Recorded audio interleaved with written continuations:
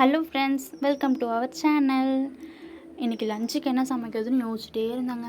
அப்போ தான் என் வீட்டுக்கார் வந்து நான் இன்றைக்கி உனக்கு ஒரு சாம்பார் பண்ணி தரேன்னு சொல்லி ஆரம்பித்தாருங்க.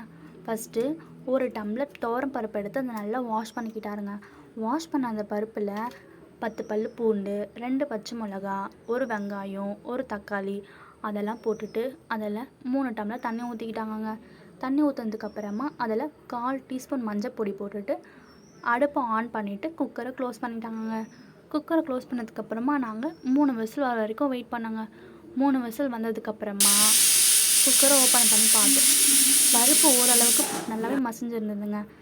நாங்கள் சும்மா மற்ற வச்சு சும்மா மசிச்சதுக்கப்புறமா தாளிக்கிறதுக்காக தாளிப்பு கரண்டி வச்சு அதில் 5 டீஸ்பூன் எண்ணெய் ஊற்றிக்கிட்டோங்க. இதுக்கப்புறம் தாங்க அந்த சம்பவமே நடந்துச்சு. எண்ணெய் நல்லா காஞ்சதுக்கப்புறமா அதில் கடுகு போட்டாங்கங்க. கடுகு போட்டுட்டு கடுகு வெடிக்கிற வரைக்கும் வெயிட் பண்ணிவிட்டு கடுகு நல்லா வெடித்த அப்புறமா 3 வரமிளகாவை கட் பண்ணி போட்டாங்கங்க.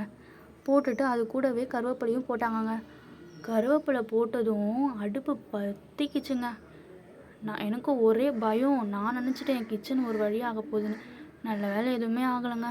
அப்புறமா சாம்பாரை ஒரு கொதி வர வரைக்கும் வெயிட் பண்ணிவிட்டு அப்புறமா அதை வந்து டேஸ்ட் பண்ணி பார்த்தோங்க. நான் கூட எப்படி இருக்கும்னு நினச்சேங்க. பட் அல்டிமேட்டாக இருந்துச்சுங்க. நீங்களும் வீட்டில் அதை ட்ரை பண்ணி பாருங்கள்.